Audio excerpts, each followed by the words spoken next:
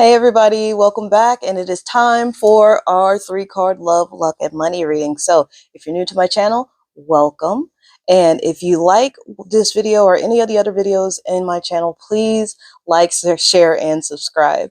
So let's get into it. So we've already got our cards pulled out for love, luck, and money. So our love card is the 5 of Wands. Our luck card is the King of Cups. And our money card is the 3 of Swords. And so I know looking at all 3 of these cards and you're just like, what the heck? This does not look happy at all. But just because it doesn't look happy doesn't mean that there's not a message for us. So let's start with our love card. The love card is the 5 of Swords. And here's the thing, the love life, whether it's your love life or the love life of your person of interest, is probably feeling a little chaotic right now. So with fives, they can kind of bring this time of, some people call it crisis, some people call it competition, but in numerology, fives are very much about change. They take that stable energy that was brought to you in the fours, and now we're adding something else to it. So it shifts the energy, it changes it. And sometimes we don't like change. It's just human nature. We don't like change. But here's the thing, is when you have situations like the 5 of Wands here, change requires adaptation. You have to change in order to embrace the change. So maybe this looks like, I don't know, you could be competing for somebody's attention, just like these people are competing with each other and the Wands. You could be competing with somebody for somebody's attention. Somebody could be competing for your attention. There could be other things in life that you have to kind of uh, settle in order to move forward in your love life. And remember, in order for you to do that, you have to adapt and you have to grow. That is going to be the challenge of the 5 of Swords, not 5 of Swords, 5 of Wands for you. Now, luck is in the King of Cups. And the biggest thing I want you to notice about the King of Cups, and I'll bring it a little closer so you can see it. There we go, is you'll notice that one foot is kind of off the edge of this platform he's sitting on, and it's touching the water. And you really can't tell, but you can also notice that there's a ship in the background here, and these waves are tossing and turning, and that looks like a whale. I didn't notice that before. I thought that was a wave, but that definitely looks like it might be a whale. But anyways, so this water is turbulent. This water, water in the tarot also symbolizes our psyche, our subconscious. It can also symbolize how our intuition and our emotions work. So here you're looking at this king who looks very serene, and he's in the midst of, what could be chaotic waters. But the thing with luck is that sometimes our luck works best when we are able to keep calm. You know what I mean? No matter if it's just us tapping into that subconscious just so we can manifest what we want, but out of that darkness is how we bring up what we need for our to bring us to our highest good.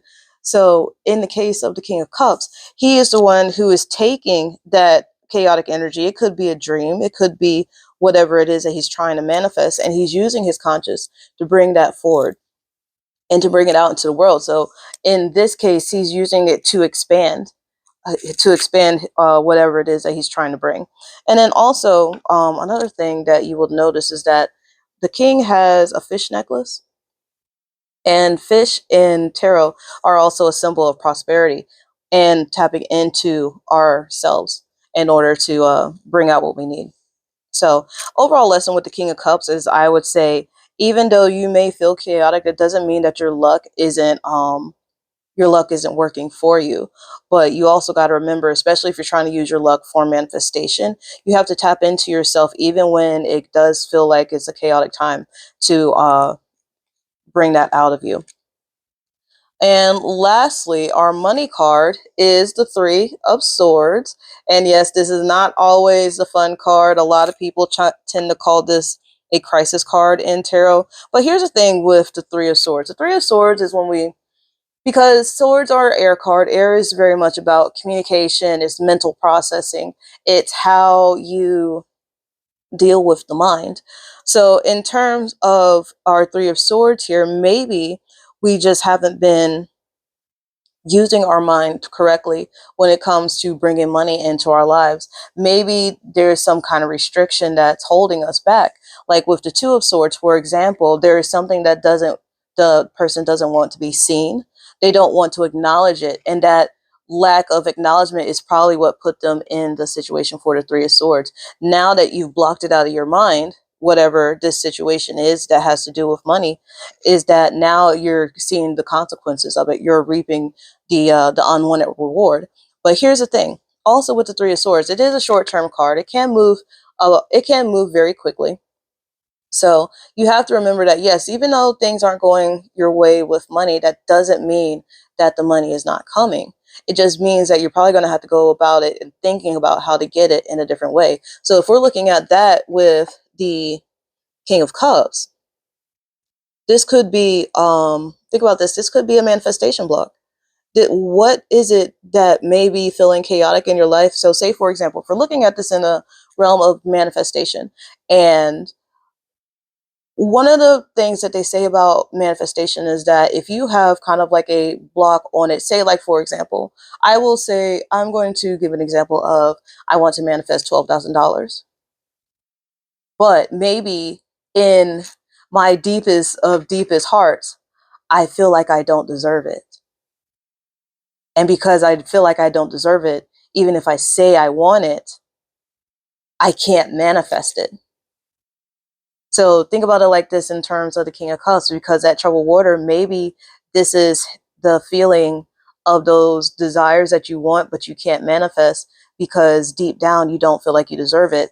And then when it comes to money, because you feel like you don't deserve it, you don't get it. So that's a little bit of a tangent to go off to say, especially when it comes to luck and money this month, is kind of, I guess the best way to say it would be figure out what it is that you, or why you may feel like you don't deserve the thing that you don't deserve, that you not that let me re-say that. Figure out what it is that you may feel that you want, but you're not getting. But is it because you feel like you don't deserve it? And if that's the case, why? Once you figure that out, then a lot of these situations, especially when it comes to the three of swords, will more than likely start to fall off, because then you'll understand why that might have came about.